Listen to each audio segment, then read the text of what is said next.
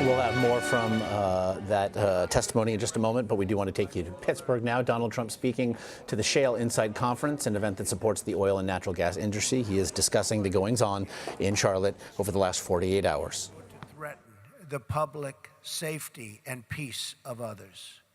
Every single American in our country is entitled to live in a safe community. The violence against our citizens and our law enforcement must be brought to a very rapid end. The people who will suffer the most as a result of these riots are law-abiding African-American residents who live in these communities where the crime is so rampant. It's their jobs, housing markets, schools, economic conditions that will suffer. And the first duty of government is to protect their well-being and safety. We have to do that.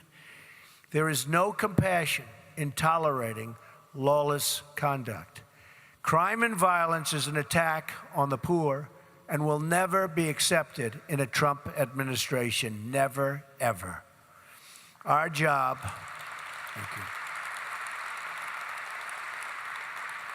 Our job is not to make life more comfortable for the violent disruptor, but to make life more comfortable for the African-American parent trying to raise their kids in peace, to walk their children to school, and to get their children great educations. We have to cherish and protect those people. For every one violent protester, there are thousands of moms and dads and kids in that same community who just want to be able to really to sleep safely at night, to be able to walk on the streets, to be able to go to the grocery store. More law enforcement, more community engagement, more effective policing is what our country needs, and we need it quickly. Last year, we saw a 17% rise in violent crime in our 50 largest cities. Homicides are up nearly 50% in Washington, D.C., and more than 60% in Baltimore. More than 3,000 people have been shot in Chicago so far this year from January 1st. Can you believe that? Nationwide, approximately 60% of murder victims under the age of 22 are African American. This is a national crisis, and it's the job of the next president of the United States to work with our governors and mayors to address this crisis and save African American lives.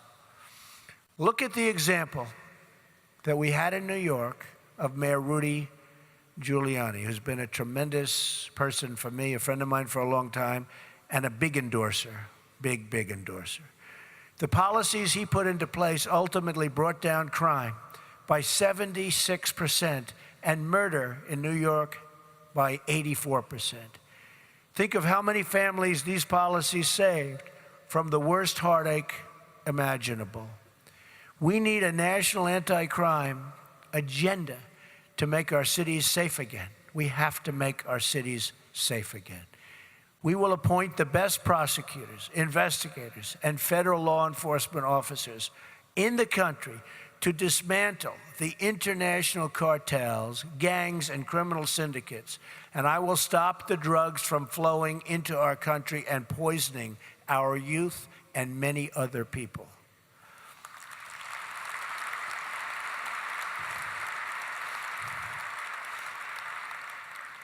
And if you're not aware, drugs are a very, very big factor in what you're watching on television at night. My administration will work with local communities and local officials to make the reduction of crime a top priority.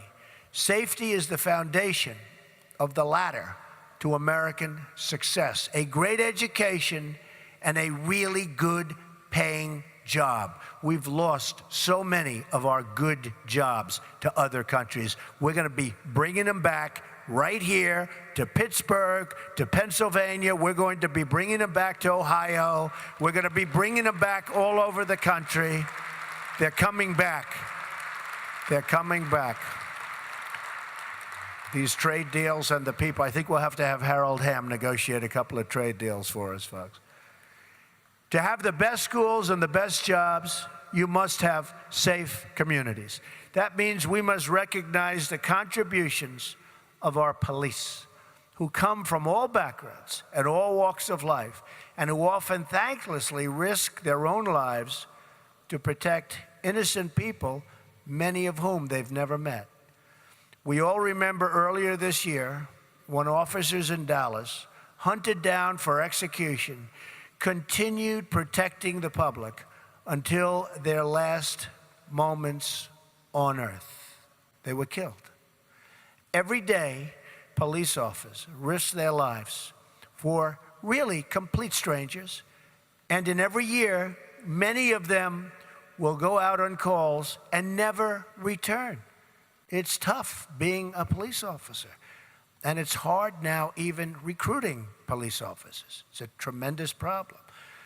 Police are entrusted with immense responsibility, and we must do everything we can to ensure that they are properly trained, that they respect all members of the public, and that any wrongdoing is always, and it will be by them, vigorously addressed. Has to be. But our men and women in blue, and you know this, the men and women in blue need your support. They need your thanks, and they need your gratitude. They are the line separating civilians and civilization from total chaos. They are also the front lines of defense in the war on terror, as we saw recently with their quick action following the terrorist attacks in New Jersey and New York, and the off-duty police officers.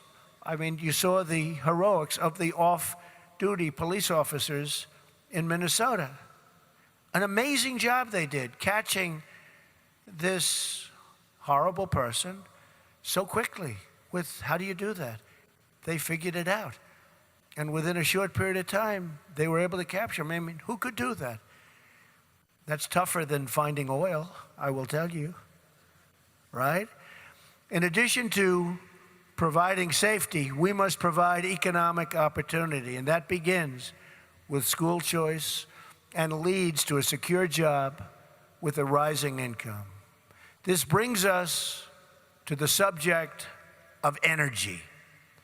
Producing more American energy is a central part of my plan to making America wealthy again, especially for the poorest Americans.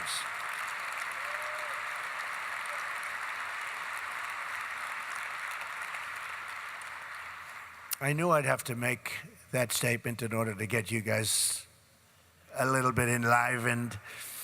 Well, you'll like the rest of what I'm going to say even more. America is sitting on a treasure trove of untapped energy. Some $50 trillion in shale energy, oil reserves, and natural gas on federal lands, in addition to hundreds of years of coal energy reserves. It's all upside for this country.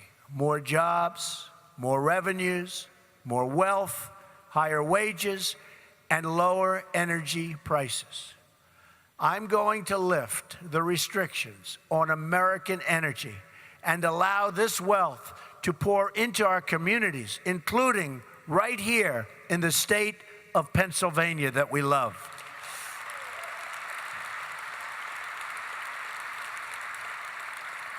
According to the Institute for Energy Research, lifting the restrictions on American energy, including shale production, will accomplish the following: increase GDP by more than $100 billion each year. That's good music. Add over 500,000 new jobs annually. Increase annual wages by more than $30 billion over the next 7 years. Increase federal, state, and local tax revenues by almost $6 trillion over 4 decades. Increase total economic activity by more than $20 trillion over the next 40 years. In addition, we will streamline the permitting process, which probably makes you happier even than when I'm going to say we're lowering taxes. The permitting process in your industry is a disaster. It's a disaster. Every friend I have in your industry they tell me it has become horrible with the EPA. So we're going to take care of that. And all energy infrastructure projects, including the billions of dollars in projects held up by President Obama, billions and billions held up, creating countless more jobs for our country in the process. Overall, my entire economic plan, tax reform, regulatory reform, energy reform, and trade reform, will create at least 25 million new jobs over the next 10 years, assuming an average growth rate of 3.5%. And I believe we can reach beyond actually 4% growth. Why not? And just so you know, when China does 7% or even 8%, it's a major panic in the country. They then start devaluing, of course, and they get their numbers up, much to our chagrin. My tax plan includes a 15% business rate. Think of that. So that we're reducing taxes from 35% all the way down for business to 15%, turning America into a jobs magnet. Hillary Clinton would raise taxes on some small businesses as high as 45% and probably even higher than that. And as far as regulations are concerned, it will be beyond anything you're experiencing right now. So you better get everybody out to vote, folks, so you can sort of forget it. And all these jobs that we're talking about will go in the opposite direction. Income taxes will be simplified from 7 brackets to 3. And middle-class Americans will get a major tax cut, including child care deductions and tax-free child care savings accounts. My plan includes the elimination of all unnecessary regulations and a temporary moratorium on new regulations not compelled by Congress or public safety.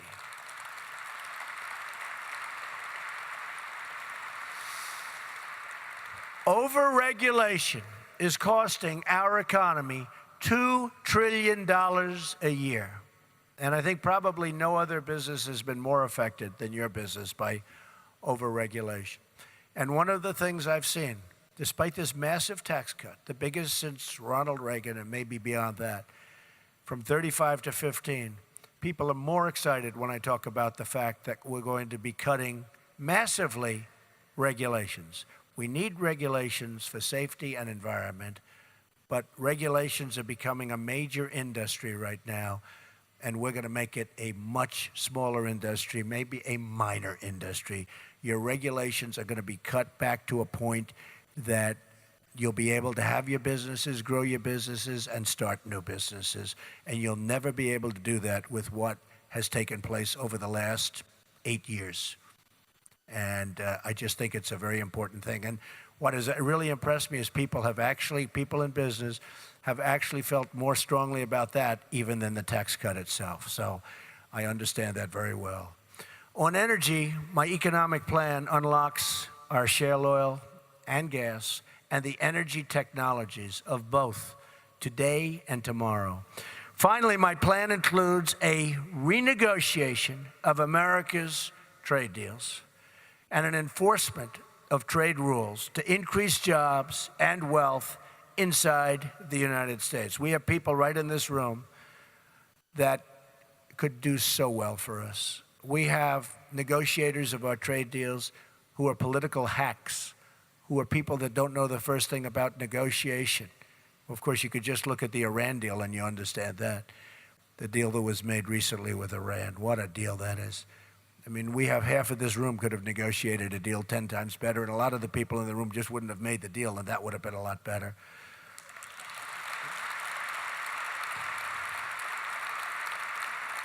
But they did something that you folks, even Harold Hamm, never saw before.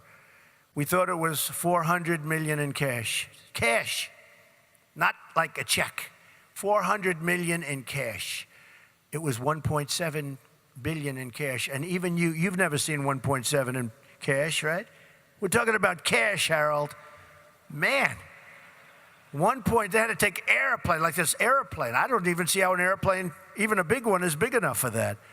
I would like to see that someday, $1.7 billion in cash, but it had nothing to do with the hostages, right? Strong border controls will also protect our workers and save our budget trillions in the long term. It is perhaps the most pro-growth economic plan anywhere in American history. I think it is. Compare that to my opponent.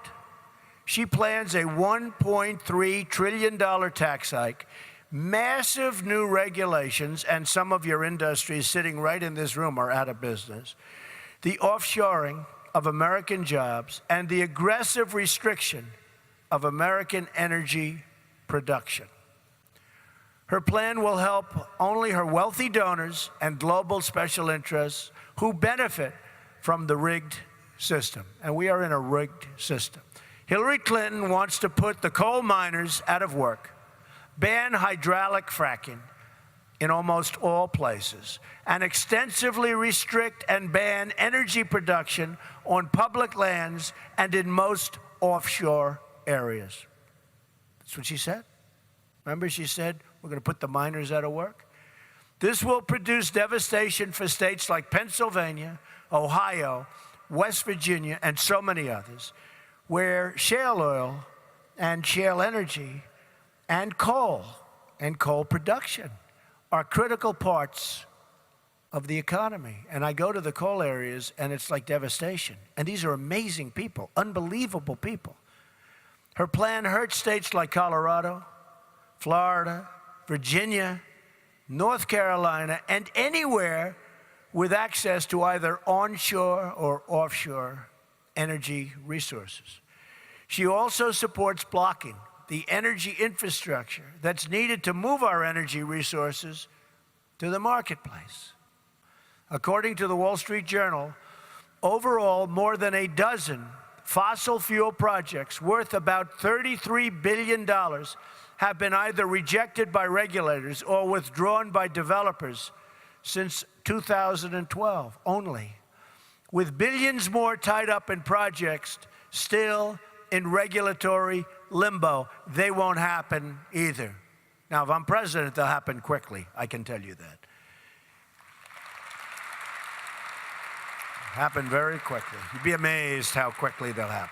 Examples of energy transportation projects blocked or abandoned include an $850 million coal export facility in Washington, a $3 billion natural gas pipeline in the Northeast, and a $6.8 billion liquid natural gas export facility, among others, many others.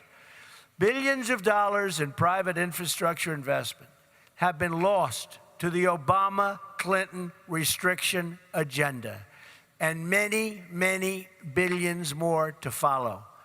The platform produced by Hillary Clinton's party this year also calls for a price on carbon. That's just political speak for a massive new tax on coal and shale production, a tax on American consumers. And it's very unfair to our country, and it makes it very unfair and very uncompetitive to do business with other countries. Very. It makes it so tough to compete with other countries. And remember, every energy dollar that isn't harvested here in America is harvested instead in a foreign country. Often foreign countries not very friendly to us. That not only means, so true, that not only means that we're sending our jobs to those countries, but it means that energy is being produced in foreign countries that lack our high environmental and conservation standards, which we want to keep. That is just one more reason why we should pursue the safe and responsible production of America's vast energy resources and reserves. We need an American first energy plan. It's going to be, from now on, America first.